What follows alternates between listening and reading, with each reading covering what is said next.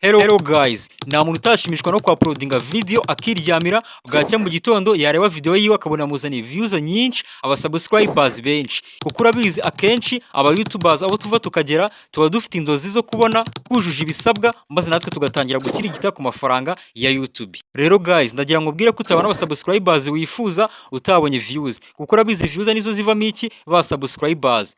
Kandi ni wabona views nanone utakoze thumbnail iri clickable ku buryo buri muntu wese ayireba akumvira mukuru akagira amatsiko yo kumenya ibikubiye muri video cyangwa se bitewe n'ubwiza yabonye thumbnail ifite akagira amatsiko yo gukirika kuri video yawe akayifungura.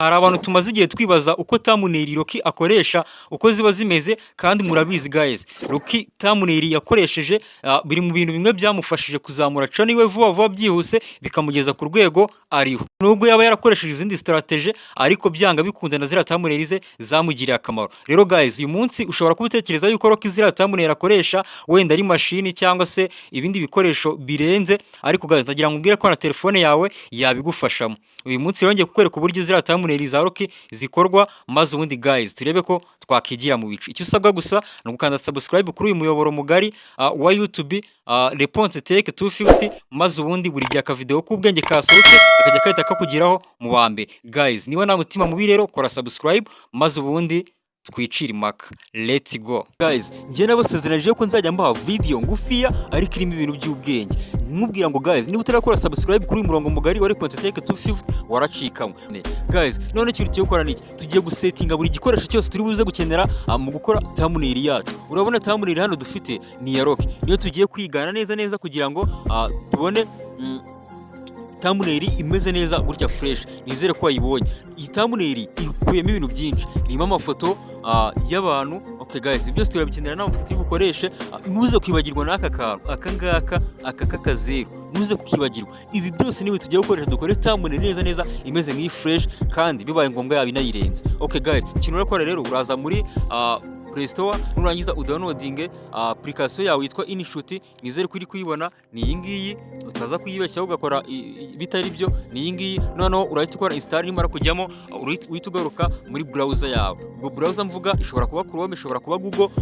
Dukora iki? Tugiye gukora ku muhungu witwa Moses Motion kuko hari ibintu wowe ureba umuntu uri trend nyine ku buryo urakora ku muntu uri trend nawe urabizi, aba content creator murabizi. Noneho turahita dukora iki? Hano ku mashusho we haraba handitse image, ahangaha harabanditse image ni Google yawe iri mu cyongereza ariko ngiye nayishyize mu kinyarwanda. Urahita uzikoreho, twasacinze umuntu witwa Motion. Urabona amafoto ye ngaya ayisaza. Iyi ngiyi nizere ko muri kwibana. Iyi ngiyi urazikandeho cyane, ureterwa niba ushaka bitewe na content tugiye gukora. Urazikandeho cyane ukore download.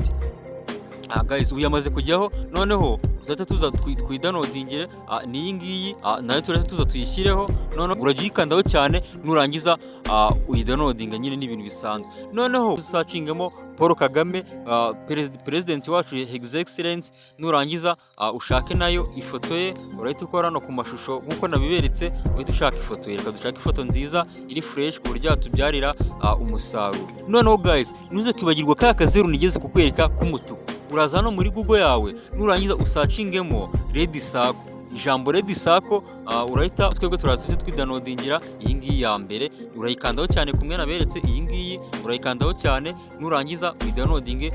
Noneho ufungure application twa downloadinze muri Play Store. Nurangiza ukore hano handitse photo, nurangiza uyifungure. Ukifungura uhita ukora kwa kagasaraba ko guteranya, ariko nugira ngana ntabwo urahita ukora ku ifoto. Urahita uza wikorera ahangaha handitse blank utakoze ku ifoto ukoreho. Impamvu dukoze kuri blank no kugira ngo dukore kuri background idafite ikintu na kimwe kiriho. Noneho uhita uza hano hasi handitse Canva, ni hano hasi mu nguni urahita uhabona naho handitse Canvas. Uhita ubona impamvu twakoze no kugira dusettinge aresho dushaka gukoreramo niba ari YouTube cyangwa TikTok. Urahita ukora turakora kuri 16 ku 9 kugira ngo kuko ari thumbnail yo kuri YouTube dushaka gukoresha. Hano hasi hano karimo uturongo niko turakoraho kugira dusetting iki background yacu. Batuzanira amabara ariko wowe uratize yikorera kwa aka gafoto k'umweru. Numara kugakoraho uhituza noneho useti ushake ifoto wagira background. Ese ifoto twagira background ni iyi. Noneho turahita tuza twikorere kuri iyi ngiyi urabona nukora hano hambere kwa gafoto ka mbere biragaragara neza, uko ugenda wigiza inyuma niko bigenda background izaho focus. Noneho twebwe reka turekeremo iyi ngiyi uko tubona kugira ngo ibintu byacu birusheho kuryoha. Background twayibonye, none urahita uza rero ukora iki? Hano hasi kwa handitse hari agastika, urahita uhabona hano hasi hari agastika, uhite ugafungura, urahita uza wikorere hano hameze nk'ahari igice cyo hejuru cy'umuntu, urahita ukoraho, noneho uhita uza uselectinge ifoto iyo ari yose ushaka. Impamvu tudakoze kuri kara kamenyetso kuguteranya ni ukugira ngo background yacu ifoto yacu ize nta background ifite. Reka duhere kuri iyi ngiyi, urarindira yivaneho background kuko wakoze hariya utakoze ku kamenyetso kuguteranya, nicyo bisobanuye. Urarindira iveho background guys, areka okay, background yamaze kuvaho, noneho ifoto yacu ubu twashyira muri InShot imeze fresh. Nizere kuri murebana yamaze kujyaho. Reka twadinga n'indi foto dushaka, uraguma ubikore kuriya, uzi ukora hano udakoze kuri kara kamenyetso ko guteranya. Noneho nizere ko wabibonye. Noneho tujya kwadingaho ifoto ya excellence, nabyo urabyenza kuriya, uze uselectinge ya foto ushaka. Noneho kugira ngo turashaka ko ijya inyuma y'umuntu umwe muri aba ngaba, noneho twebwe uwo dushaka waza imbere niwe turahita dukoraho, nitumukoraho ya indi tumaze gushyiraho irahita ijya inyuma. Guys, nizere ko wabibonye neza fresh, nizere ko wabibonye ibintu ari fresh. Noneho twebwe uyu muhungu wacu umeze nkaho afite amafuti, reka twebwe tuze tugire ute, okay, tumusetting neza. Noneho uribuka ka kazeru ka red circle twa downloadinze, nakora tuzi ugakoreho ukoze hahandi nakweretse, nukora ukamenyetso kuguteranya, ko nukora ukamenyetso kuguteranya biraza bifite iki background. Noneho twe turaza akazeru uhita ugaselectinga umuntu ushaka, ku rutwe rw'umuntu ushaka guys, ku gitwe cy'umuntu ushaka. Noneho nizere ko ibintu byacu ubona ko biri ku murongo bimeze fresh. Dushyireho na RIB, nizere ko ukuntu downloadinga wabibonye guys, nizere ko wabibonye. Noneho turaza, nakubwiye ko iyo ushaka ukajya inyuma, ukora ku bintu byose ushaka ko bikajya imbere.